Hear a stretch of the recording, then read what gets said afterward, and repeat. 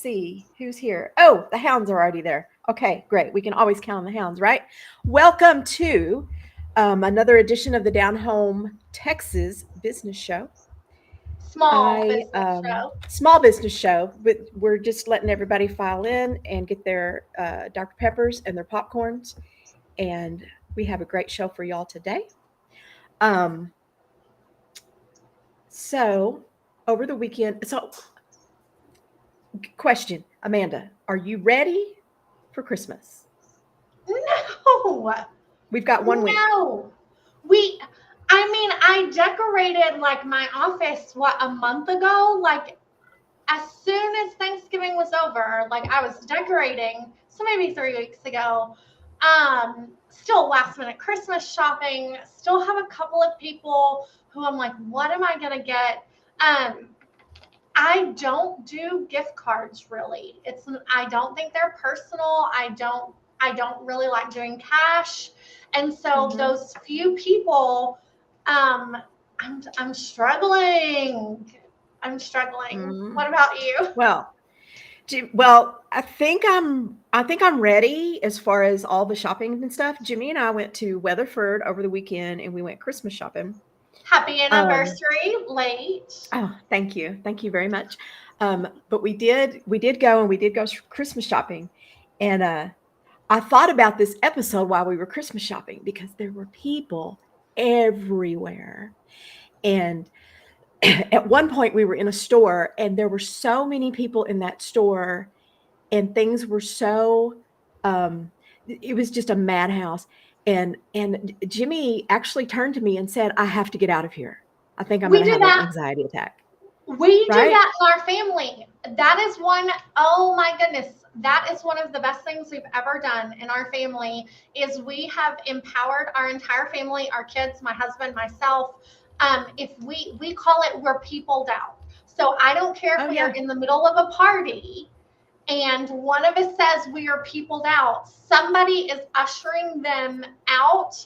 It can be in the middle of the mall, in the middle of a store, whatever, so that they can have the break that they need to like be It's okay I again. mean, it reminded me this time of year is ripe for anxiety, stress, burnout, and of course it is. I mean, everybody's level is up here and they're all fighting for the same thing, to be joyful and holly jolly and all the things. It's like that Christmas Vacation when Chevy Chase goes off on his rant, you know.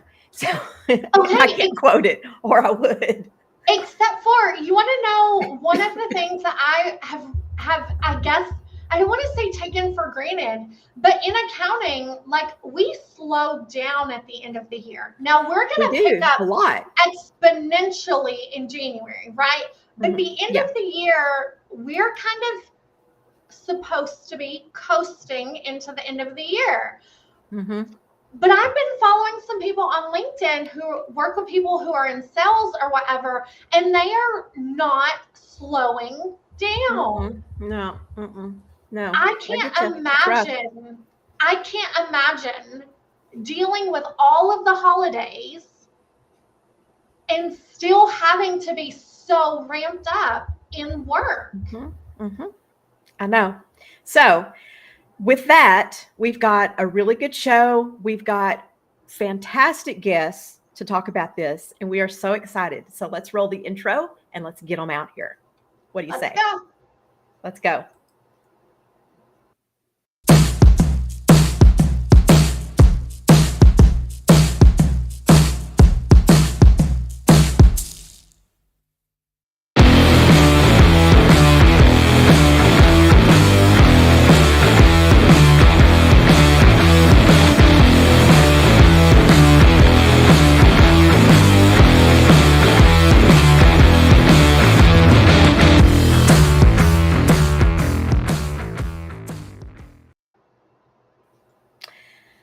Hey, everybody. So today it's episode 5 of the Down Home Texas Small Business Show. I am Tammy Fisher, enrolled agent. I am Amanda Adams, CPA. Yes. And we And are so, today, so excited. We are very excited about today because we are going to talk about burnout and mental health and what happens when your holly is not so jolly and all those good things. And we have a fantastic panel with us to have a roundtable discussion about all that. So we're going to get straight to it and we're going to bring them all on and let them introduce themselves. So here we go. Welcome to our esteemed guests. Yay! Yay! So let's go around and have y'all introduce yourselves just a little bit. And let's start with Dr. New. Go ahead, please. Hello. Hello. Hi, Okay, there you Tammy. are. Hi, Amanda. Hi. Hi, Brian. Hi, Jeff. And hi, Kristen. And hi, everyone who's watching us now and later. Yes. I guess to kick off, my name is Dr. New Trong, and I'm originally a clinical pharmacist turned into entrepreneur to really coach a burnout professional to live their life in the most fulfilling and joyful and with a purpose, and just really enjoy your life and every moment, and being in the present moment is all we have. And so I like to maybe pass on the ball to Kristen. Sure. I'm Kristen Norai, and I am a recently transitioned teacher as a result of burnout, who ended up switching into working on the educational side of things from the corporate end of things. So I'm working on training teachers and coaching teachers. And one of the topics that I train and coach on regularly is teacher well-being and work-life balance. I am a special educator by training, so most of my training is around special education. And I've just recently launched my own LLC to do special education advocacy work for parents that are trying to navigate that special education or 504 process.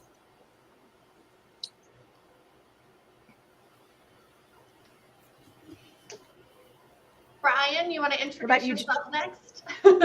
Sure, yeah. So I'm Dr. Brian Segre. I'm a retired surgeon and professional athlete. I help high performers to figure out where they want to go next, live life, to the fullest. And really, my goal is to help people take simple, small daily actions to end up getting big results. Jeff. Great. I'll go. I'm last here. So hi, everybody. And thank you for this platform and allowing me to be present with this amazing, group of entrepreneurs here. I'm Jeff Berger. I live in Cape Coral. I actually left corporate America in August of 2015 from total burnout. And today I am the founder and owner of Abundance and Optimum Wellness, where I believe we all should be living a life in abundance and optimum wellness, physically, mentally, emotionally, spiritually, and financially. I'm a certified holistic wellness coach with a focus on the microbiome, gut, brain, heart axis.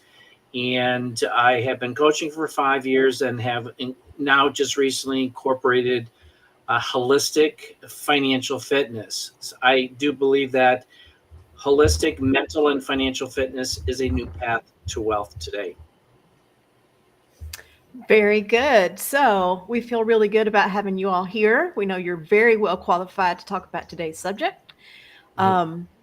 So I guess I'm going to start it off and throw it on out there. And my first question is, I think a really good one, and that is, how do you maybe recognize signs in people that are struggling that may not be so obvious,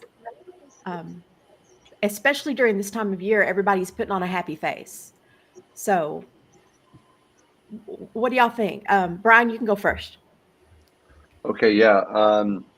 I think for me, it's usually harder, I think, to really recognize it in yourself unless you've been there before, right? So I've been down this road before, which is why I left two of the careers that I did. I think if you're looking at other people, for me, one of the easiest things that points it out is a change in their behavior, right? So some people think that burnout is going to manifest as like someone's chronically fatigued, they're tired, they're irritable, they're not participating. Sometimes it can be the total opposite, right? Like someone is really happy, they're excited, right? Like they're putting that face on, like you mentioned. And so usually for me, I typically look for like a change in behavior or a change in action, right? Like if they're one way and then now all of a sudden they're another, to me, that can be a sign that something's going on. Um, and the other one that I really, really key into a lot is fatigue, because being burnt out is obviously psychological, right? It's a mental stress, but that mental stress really takes a toll on people physically. And so a lot of times, if they're not acting different or abnormal compared to what's normal for them, a lot of times they'll lose their get up and go. So it could be someone who is typically really outgoing, or they like to go to the gym, or they walk the dog, or they have dinner parties, right? And if those things start to fall off, so for me, a lot of times it's change in behavior, and then it's fatigue or being tired and run down. Okay, good. Anybody else? Yeah, I'll jump in there. To come on today with this talk, I needed to reflect in my time back in 2015 being burnt out from corporate America. And that isn't happening to me today. So, but things that were really that I reflected on was the aspect of chronic fatigue, actually decreased productivity, cynicism within the workplace, because there was workplace was becoming a hostile work environment, which got me irritable. No matter what I did was wrong, and a feeling of detachment. And on top of that, that really brings on a level of stress, and it's overload on the adrenal glands, and it really impacts you from the inside, eating away at the inside, to really bring on other types of ailments during that high adrenaline rush when you are stressed and maxed out to the gill.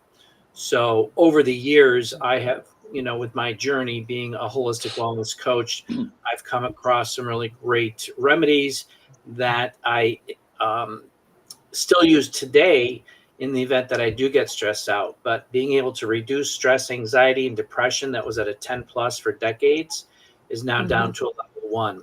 And it's just a matter of really understanding how to address that. I'd like to just piggyback too on both Kristen?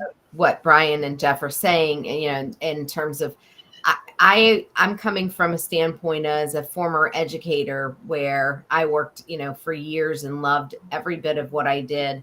And through the pandemic, I worked as a support staff specialist, specifically working on social emotional learning and behavioral and mental health and supporting our kids. And while I was in that job, I felt this ownership of making sure everybody was okay, not just within the school, not just my students, but my staff too, and my administrators. And I went above and beyond to do anything and everything I could until I crashed one day. And I can vividly remember I came home. It was the eve on what would have been the start of my 24th year in education. And I looked at my partner. I said, I'm not going tomorrow, and I don't know if I'm ever going back. And I ended up taking some time off for mental health reasons and kind of reevaluating things. The irony in the way, I swear God's hand is always in things. They cut my job that year because, quote, SEL and behavioral health are not really important right now. This was, of course, during the pandemic, I remind you. So that's when I knew, okay, it's time for me to make a change. It's not working. And I've been able to kind of build my own work-life balance and set those boundaries and really cherry pick. And that's been an amazing life change for me, for sure. I'm still getting to help and do all the things in education I wanted to do, but I may not be making as much money as I was before, but I'll tell you what, I am darn sure happier, and my health physically and mentally is way better. Yeah, just I think. What about you, Dr. New? What do you look for? So my own reflections. So my passions not only help someone because I've gone through myself burnout, climbing the corporate ladder and, having the highest career path and being director and flying all over the nations and doing different things. But I think life happens to you to recognize to stop. And like we had a death in the family, right? My nephew commit suicide. So in that essence, it not only being the spirituality of myself and a whole family of us, it's more prompt, to be stronger than ever, right? But the society is like pushing you to keep going, right? There's no really grief time to really slow down, to really understand your own needs. And that needs, you keep on pushing, and you just keep on going because you're a high achiever, you're the A type. You just keep going. Nobody knows that you're burnt out until your own health will be the one that calls out on you. And that's when I got, really admitted or to the hospital by ambulance, which I was so stubborn because at the moment I said, no, I'm fine. I can take care because, when you're so strong will that that, oh, I got this and it will all pass. But if hadn't family hadn't called the ambulance on me and get me admitted to the hospital, I would not have been here. I got diagnosis with sepsis and a lot of things that just internally, when you think of when your mind is not really fully there, even though you serve in a capacity to help other people, to be strong for other people, to be there and nurturing and your strength and all that, but your body will crash. So that is one of the things I think as a professional, we need to kind of reflect on our own journey and kind of raise an awareness on what's going on society. It's not about leading to depression and anxiety or people are underperforming. It could be the high performers one who needs to say, hey, that's one of your sign of burnout, that you are losing that sign of purpose, right? What is your purpose in life or whatever your career is? If you question that, sometimes you lose that sense of being purpose, like what are you here for? And that can lead you to burnout because then you're seeking the next thing. And so, yeah, that's how on my journey. And I think also reflecting on our spirituality, whatever we come across our path, that also play a big impact for me. Okay, That's so with and that, you're y'all right. have That, go ahead, Tammy. no, go ahead, Amanda. Oh, I was gonna say y'all No, have like you. amazing things, and this is such a hard topic right around the holidays. Sorry, guys, but it's such an important topic. And you kind of all spoke about different things that we should be thinking about, that it's psychological and physical, that it is not just people who have lost their purpose. I mean, losing your purpose can be a big part of it. The importance of family and having people around, the part that corporate America plays in it all. It's not just, oh, everybody avoid burnout. We can't just make it this simple little thing. So I really appreciate each of you sharing a little bit about your stories and how y'all got to be here. Because this is really such a near and dear to my heart topic. Yeah. Yeah. And it's really, especially this time of year, that's really tough for people like Dr. New, like you said, like us, business owners in particular, because we tend to be driven people, right? We tend to be people who like to achieve. And we are also, I think a lot of us tend to be people pleasers. So we're out here doing all the things and we want to make everything perfect and we want everybody to be happy. So in order to make that happen, we tend to sacrifice ourselves and what we need in order to make, especially the holidays, perfect for all of those people around us, and not just our families, but for our teams and our staff members and our offices too, right? Um, and then you, on top of that, we're trying to take care of ourselves physically, but this is a really tough time to do that because it's the holidays and everybody's sending us cakes and pies and chocolate and alcohol. um, so just a perfect, to me it's a perfect storm of feeding all your vices and staying up late and putting yourself in the hospital, unfortunately. So, go around and tell us some 2 or 3 tips or tricks that you personally use to keep yourself on track and to self-care, to take care of yourself during this time. Let's go backwards this time and start with Dr. New. So for myself, one of the things, of course, just a little me time, because for me, I'm more of is serving, because whatever I do is serving for others. And so on the grand scheme of things, to begin my day and to end my day, I always have a gratitude, prayers, meditations as something that put me in my grounding of where am I today? What are things I need to do? But it's just do my best. It's not about achieving everything. And sometimes that thing on your list might carry over the next day. It's okay. But that's when you reflect at the end of the night, what are you able to accomplish? And is that gratitude, that small gratitude of that you're able to make an impact for me. And that is how it makes you not so much of looking at the numbers of what are you doing on that to-do list. You know, we all have that, whether it's in our head or whether it's on our journal or on our calendar. And that's how, for me, the biggest one for me would be that gratitude, that meditations. And of course, the time block, of course, is your precious, but some people think they don't have time for that. And they think it's a BS when they think about meditation. But I just want to share that it's not just about sitting. It could be walking, that we're just putting everything clear out in your mind, have nothing in your mind, and just really reflect on all the beauties around, like whether it's walking, you notice the trees, the leaves, the beauty that it tells you, the things that will tell you, and you will have more joyful, that it's like you realize a lot of things that call out when you are kind of zone out to everything else. Don't be walking and checking on LinkedIn and posting and things like that, or listening to audio, but really just put everything down, just 5 minutes. And when that, you really take care of yourself, then the rest kind of unfold and you know what you need to do next. And that's how it has been for me. Those are great ones. I'll go ahead and jump in.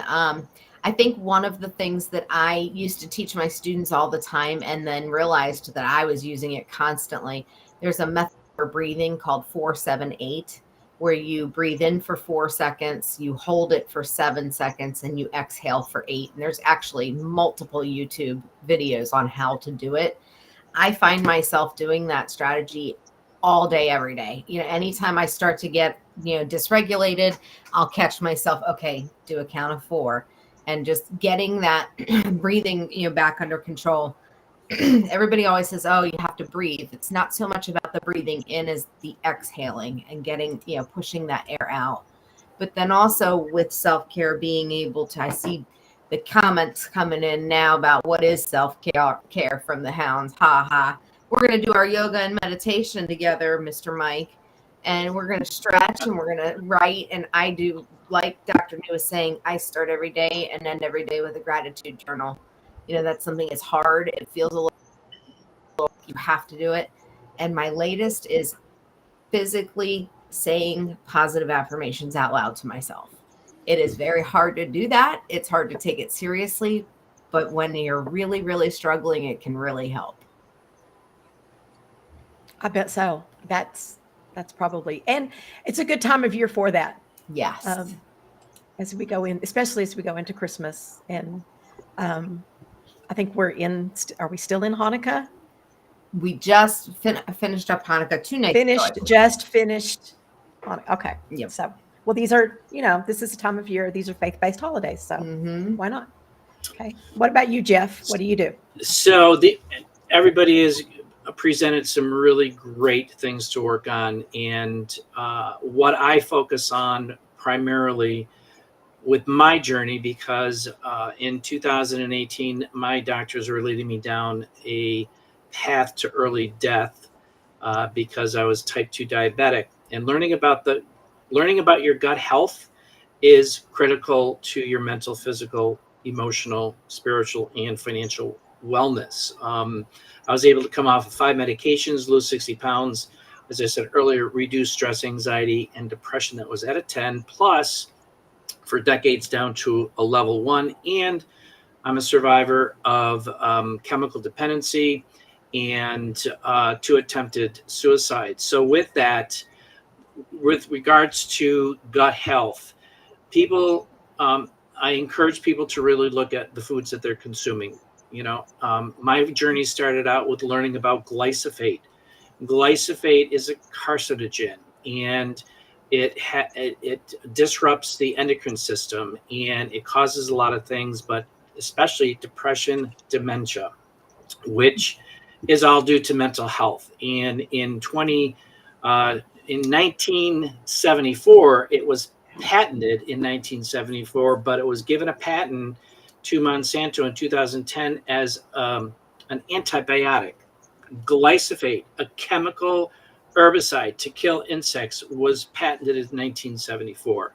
So with that, I pulled up some stats I want to share with people today, because I'm trying to stay up on top of this. But Panera Bread's highest levels of glyphosate.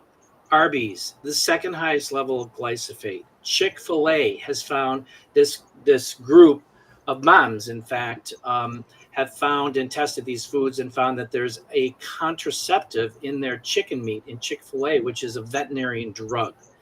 And it has been found in 4 school systems.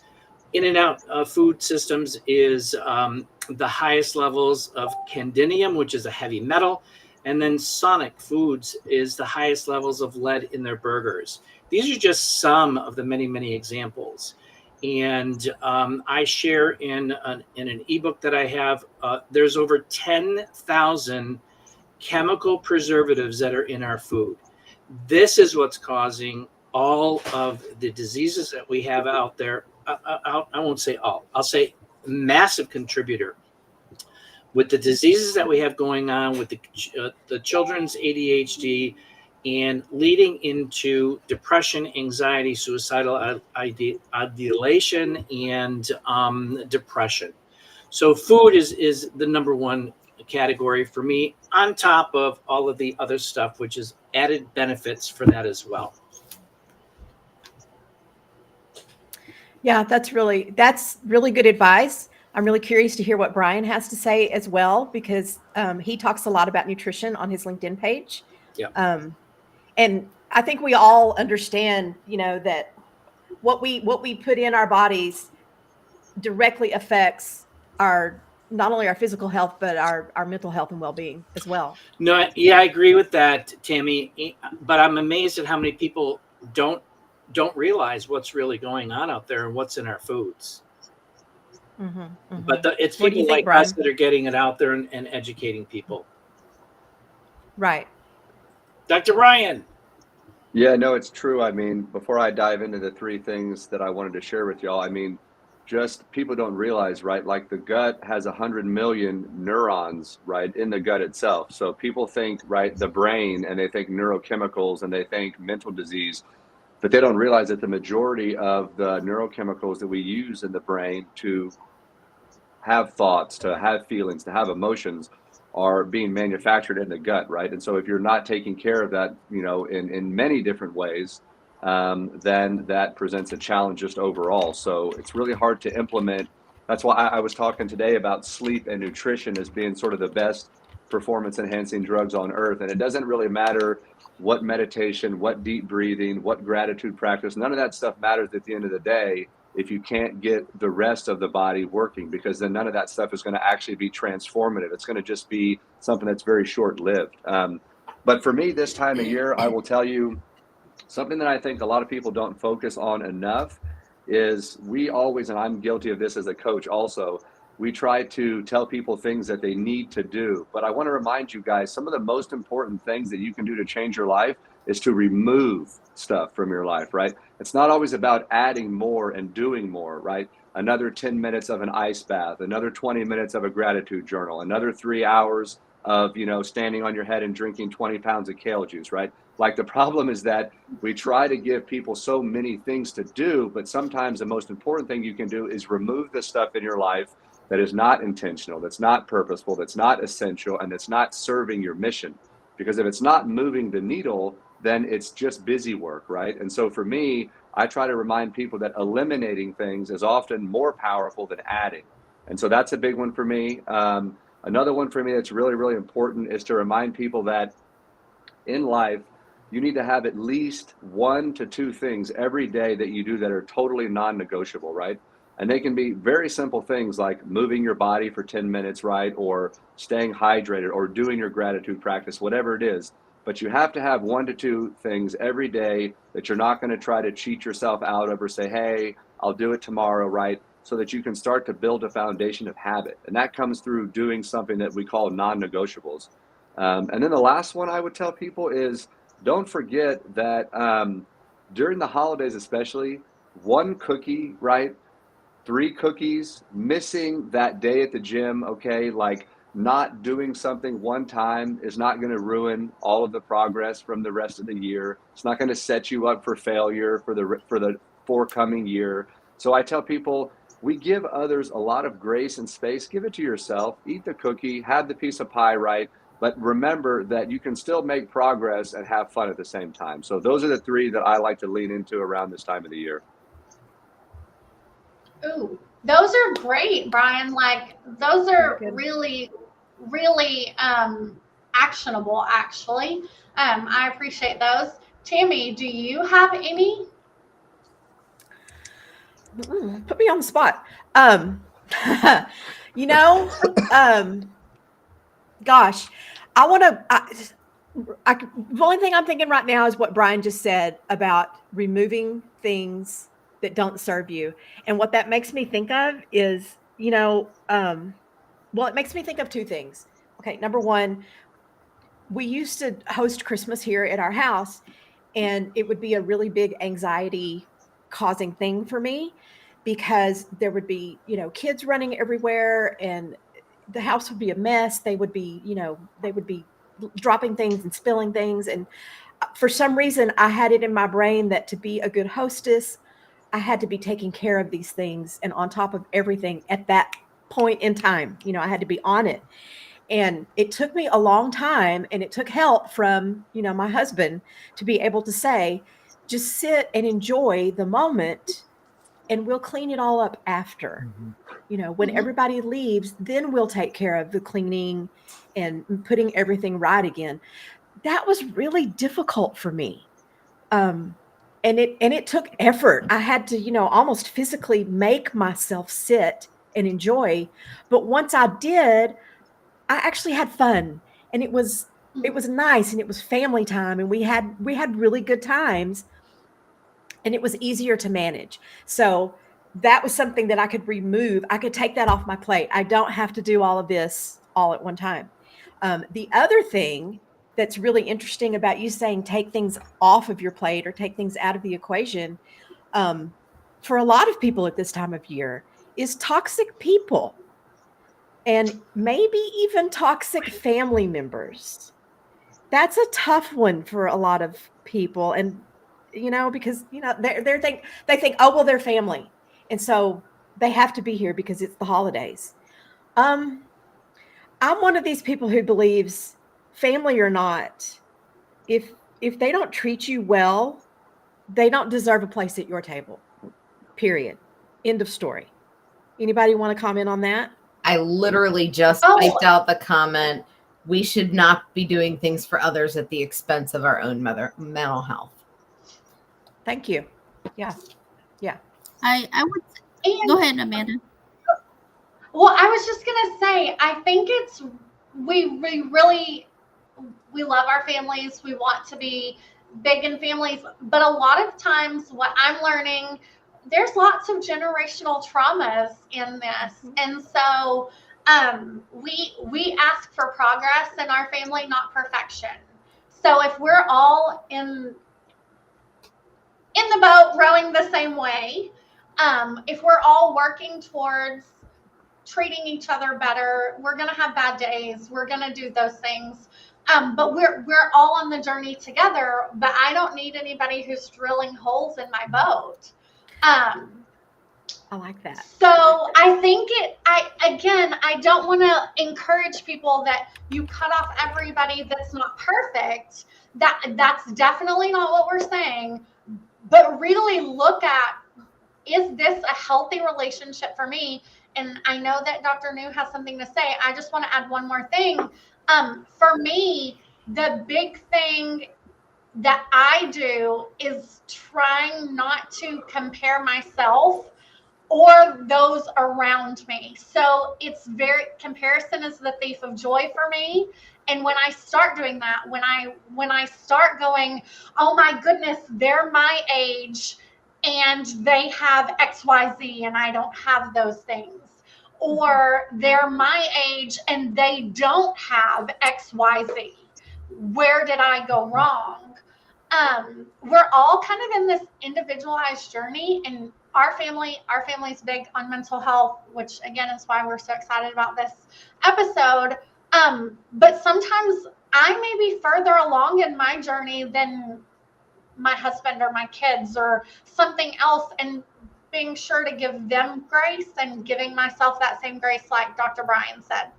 So that's my spill on it. That's what I'm doing for myself. I'm trying not to compare.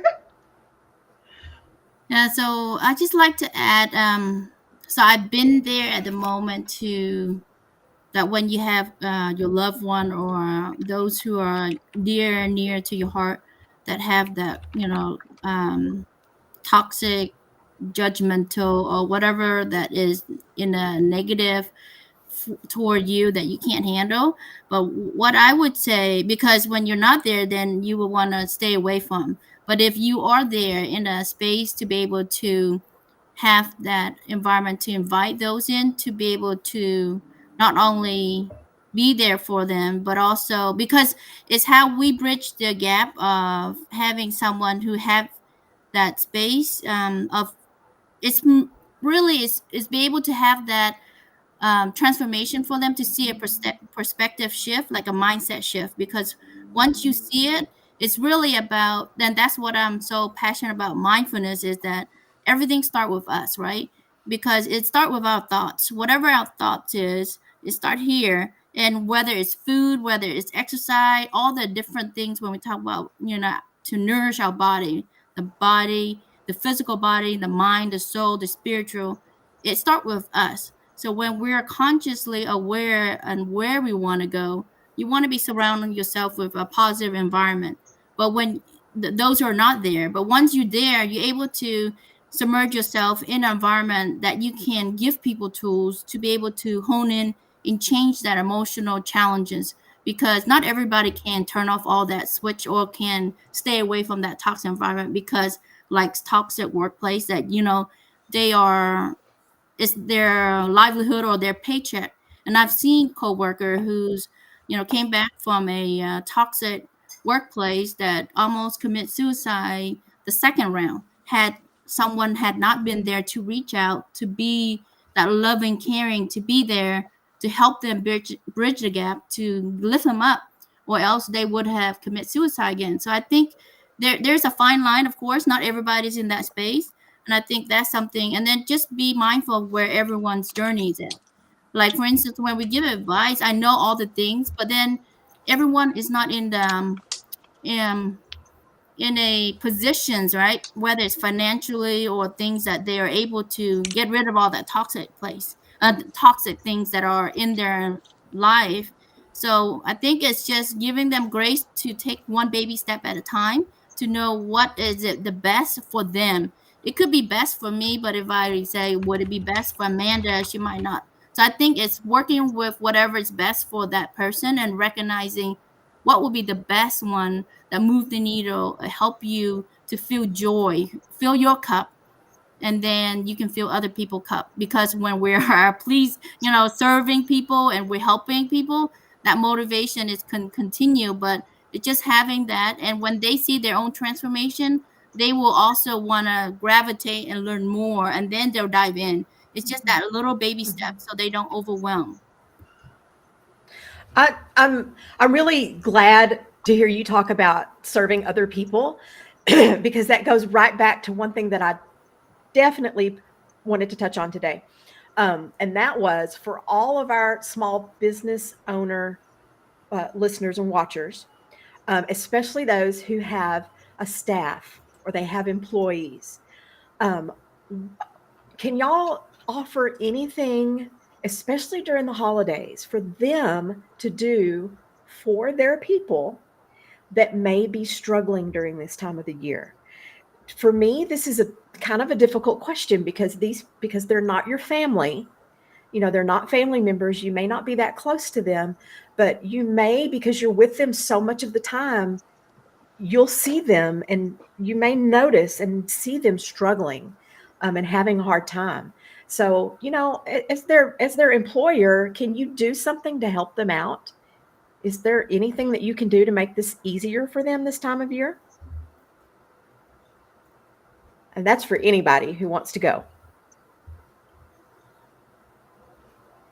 As an Did I employer, stump the panel? are you saying that for employer to do, what would employer can do? Is that what you're asking, right, Tammy? If I'm getting your questions correctly. Mm-hmm. So the employer, I would say, is also getting to know the employees, right? Because not just on the surface of why they're underperforming and why they're having some struggle, that you see the different pattern in the employee, or if they're showing up late or whatever that you see that's not regularly showing up as that person. Maybe find out a little bit more about what's going on with them. Like how's your family going? How are you feeling? Yeah. Because with a lot of things going on, like we have shootings and things around the world, and war. It could be a activation for people who are caused like trauma, like things that are maybe they are so either been there done that and they heal, but then now it's another now, or maybe it's a reminding of someone, a family member lost during the holiday. It's tougher for them. So there's a lot of things Mhm. that I think we have to find out what's going on with that person in a personal life, because that's how it's going to show up. And accepting for employee who they are. You can't say leave your personal family situation at home, because that's part of who they are. Because I think that is where you go above and beyond as employer to showcase you care for your employee, not just a number. And if you're not performing well, then you are underperformer, because that is like the terminology that are like the stigma and people putting people in the box, right? But when Mhm. people go above beyond, do you recognize that they go through struggles and make it happens for your company? So I think it's just being mindful and be aware. Sometimes they're not there intentionally doing things that are underperforming. They're trying their best, but maybe that best is something that we have to figure out in the back end. What's going on with them, and maybe how can we help? Yeah. Is there something we can, even just that saying that I don't know what's going on. Is there something would you like to have a conversation, offline or whatever, like after meeting, whatever, but something that shows that you care about the individual beyond the four walls of your workplace. That employee will appreciate you Yeah. more than That right there. yes. Yeah. So, Tammy, I think when we were talking about this episode, the upcoming things, this was important for us to touch on. And I think some of the things that we talked about we're kind of gonna be simple things. Some people block out where the week between Christmas and New Year's, if it's not business necessary, you're off work. Not all companies can do that. And please understand, we would never say you are a bad employer if you're not doing that. That's not Right. what we're saying. But we're No. saying if it's not necessary, if it is optional, can you let your staff know that? Can you, if you have a normal 24-hour response time, can you in November let people know the week between Christmas and New Year's, there may be a 3-day response time? Or give some sort, can you laxen some of those normal urgencies That's really to be good. Yeah. Maybe That's really good. That's really good, especially for like PTO policies. Some businesses, I understand coverage needs, but if coverage needs are not something that you're worried about, then let people have off for the holidays. Let them have that extra day for Christmas Eve or for the day after Christmas, if coverage is not an issue. Another thing to me, that I think might be interesting or good is when you're doing your company holiday celebrations, um, let people understand that they're not mandatory. If they're not in the mood to go and do a company Christmas party, don't pressure them to do this because you want them to. And if they do Oh, go to a company party, be careful about how you promote alcohol usage. that is Please, exactly where I was yes, going. yeah. Don't make it seem like everybody needs to be drinking, because not everybody needs to be drinking. um, that can be a big one for people. There's a lot of pressure involved there. Yeah, So if you can just relieve some of that pressure, that helps, right? one of the things we did too to piggyback on this is when I was still the residency director, it was tough with the residents and the medical students and stuff, to have something where there was like alcohol involved, right? We had to be really careful. And then I carried this over into the business that I was in after that. One thing we would do is we would, you were talking about struggle and people that were struggling around this time of year. One of the best things that you can do when you're struggling or when you're feeling helpless, right, is to get helpful, right? Is to help other people. And so what we would do around this time of year is, instead of having like the food and the party and the alcohol and the cocktail hours, is we would go with our organization or with our employees to a local canned food drive, right? Or a back to school drive, or we I would love go that. to raise toys, down at the local grocery store. We just did this with our local Rotary Club a few weeks ago. And it was getting people involved and getting them out into the community, because when you're really struggling a lot of times inside, I'm not saying this will be necessarily a permanent fix, right? But you guys know from experience that when you're having a tough time and you're struggling, when you can do something small for someone else, even if it's just donating your time and not donating your money, it can, like in an instant, it can change your outlook, right? And so I just encourage people to remember that this time of year, if you're struggling or if you're feeling that helplessness, sometimes if you can turn that around and help someone else who's struggling in that moment, you can both find some relief. Yeah, that's a excellent idea. Thank you, Brian. And I like maybe for that. those who are in the office, maybe having options to work remotely from home. For those that are struggling with, well, let's say if like a illness at home that needs kids that are off Mhm. school that need someone to watch out for, and then elderly parents or grandparents who are sick. I mean, there's circumstances that maybe need somebody at home as a caregiver, and we have to be mindful of those kind of situations and give them that Yeah, grace. And if they're still able to perform and do all the jobs, why not? Because now remote is almost, I don't think a comparison in office and all that, because I think it's shifting toward that flexibility, right, and autonomy. yeah, yeah. More and more since So since we're since COVID. talking a lot about like holiday related, but are there things that we can be doing all year round that would be helpful? Chris, like what can we do for teachers all year round, or what can we do for educators, not just our, I mean, at holiday seasons, yes, it's very necessary, but this is a year round problem. It is. And one of the things that we run into is that schools will plan happy hours, and that's about it. So if you don't go to a happy hour, you're not interested in that, or you have daycare or whatever, you miss out. So one of the things that my last school did, and it really started kind of during COVID because we were all home, we started to play Zooms that were not for meetings. It was just to have fun. And, we would do breakout groups and do fun activities, but just something, going, miniature golfing versus going to the brewery, going, hey, everybody, let's go kayaking on a Saturday, and planning those kinds of outings, instead of it always having to be around food or alcohol. Yeah, good deal. Yeah. Okay. I like that. Very good. Well, I it add looks something, like maybe? we're coming. Yeah, go ahead. I think as on the health, I just want to remind everyone. Really, I know that people kind of start the beginning of year with like New Year resolutions, and kind of really a long list or whatever list that they want. Don't tackle all of it. Tackle one items and get it down, because that's how you're gonna lead yourself to burnout. But overwhelmed, because then you want to do it all, and I want to do this and this, and then you're gonna crash, and then you can give up, and then you're gonna go back to not doing anything, right? Because then you're Right. exhausted. I think just doing that one baby step, so that way not only your health, because remember, your health is your wealth. Because if you don't take care of it, you're gonna have to at the end have to take the money to be treating. It's like treating. So how about being proactively?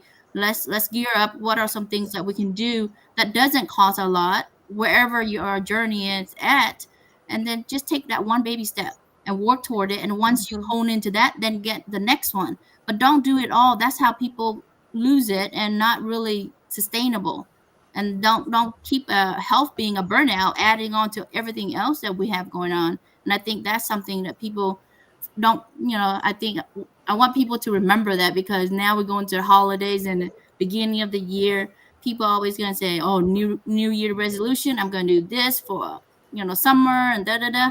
But I think just having know yourself. Don't compare other people. Know what you are, kind of looking in for yourself. That's the best way to really find out what is work for you, and how you stay grounded, going on, being consistent. Show up for yourself.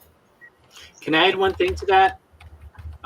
Absolutely. Real quick, the world is changing really rapidly, and I grew up in the 70s, and we're in the 2020s today, and kids today are more under pressure from societal issues that are going on, and the work at school, and everything is at a very, very fast pace. And when I was a kid, we didn't have computers, we didn't have cell phones, we were outside. And today, kids spend more time on their cell phones and computers, and they're not acting socially. And they need to get that out. And that is something that the parents really have to start looking at, because it's really changing the dynamic of kids, from ADHD, all kinds of stuff with regards to that. So I just wanted to plug that in there as well, because we need to.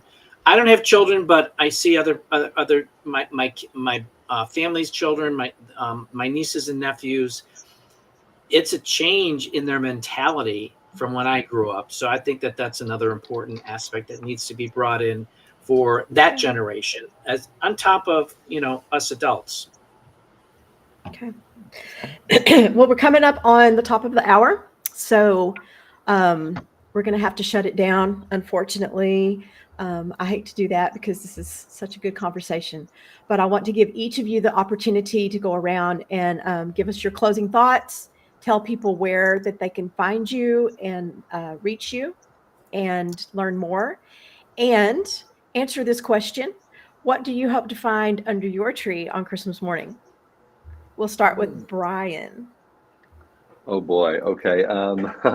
No, I'm hoping to find just anything underneath the tree. Honestly, Lauren and I are having we're excited about, 2024. We have a couple of vacations that we're going on. So every year we promise each other, we're big travelers, and we always promise each other not to get anything, but then stuff ends up under there. So my hope is that we both stick to that and maybe just like not put anything under there this year. So that would be really fun. I know that's odd. But yeah, for those wanting to know where to find me, LinkedIn is the best place. Feel free to come on over to my profile, give me a follow for more, and have a free discovery call if you want to see if we would be a good fit to work together. Okay. All right. And let's skip over to Kristen. Sure. I also am on LinkedIn. You can find me there as Kristen Lynn Norai, also on Facebook that way, as well as on YouTube. And I am more than happy at any point to jump on calls as well. I do free discovery calls if you have, a student or a child that you have concerns about that you would like advice on. It's my true passion, and I love helping in any way that I can in that sense.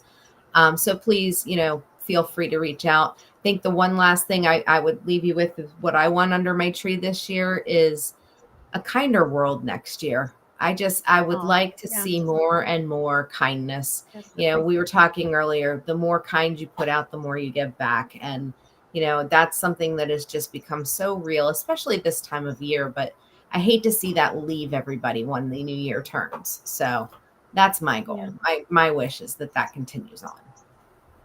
Good. How about you, Jeff? As far as under the Christmas tree, I'm going to go a little bit with what Kristen said, but add the peace, prosperity, and more abundance for people globally in 2024. We're in really difficult times, and people are stressed out, not only from their family perspective or their work perspective, but from a global perspective as well. So that's what I wish. And as far as contacting me, I'm on Facebook, Instagram, TikTok, and LinkedIn under Jeffrey E. Berger. Just look for the bald-headed dude. And I will be posting a free ebook, which is titled How to Eliminate Stress Without RXs. It's a little bit about my journey, how I came off of all my medications, and show the pros and cons between pharmaceuticals and plant-based protocols. And just share that journey for people who are looking for something different. And it's free until December 31st. January 1st, I'm going to start asking for a donation for that book because I keep updating it as I get more information. So thank you and happy holidays to everybody. Again, thank you for letting me share this platform with all of you. Thank you. Thank you. And you'll put the link for that up in the comments? Yes, I'm going to send it to you, and Okay. I'll put it Yeah. on the LinkedIn comments, but everybody else can Okay. use We'll that make sure that it shows up in all the feed comments. Great. Thank Okay. you. And what about you, Dr. New? Yeah, I just before I give my closing, I think I also want to second that our food is our medicines, and I totally I'm more on a holistic approach also. I don't believe in just popping a pill. And my own journey and burnout and the things that I've done as my lifestyle changes and the things I incorporate, not only putting me off of pharmaceutical medications of high blood pressure or high heart rate because of the stress, because stress will induce all that. And I think when we hone in and kind of control our nervous systems to be in a state of non-flight or flight, because when we're in a constant flight or flight, you're not able to really think critically, creatively, and just living your life without depending on medications and thrive. And that's what I wish for everyone in 2024, to have more love, kindness, and compassion to yourself, but then also to bless others in your journey. And so that's what I wish for. And thank you so much for having all of us, Tammy and Amanda. Yes. We are so very thankful for y'all's time and expertise. Thank you. Yeah, we're very, very happy to have y'all all here. We want to remind everybody that this is our last show for 2023 and that we will be returning on January the 8th in 2024 for the new year. And we wish everyone a very blessed Christmas and safe and happy New Year's Eve. So, Amanda, what do you want under your Christmas tree? What do I want? Well, I buy the presents, so does that even count? Does it even count? I don't know. Maybe. Anything cow I say print. yes, it does. I'm in a new cow print phase, so anything cow Okay. print. Okay, like that's what Okay. we're going with this year. Tammy, Okay. what about you? Well, I've already got my Christmas gift because I picked it out myself. So that's how we roll.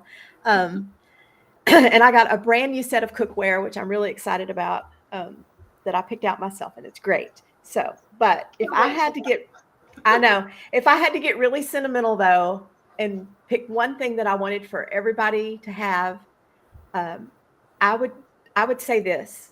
I wish that everyone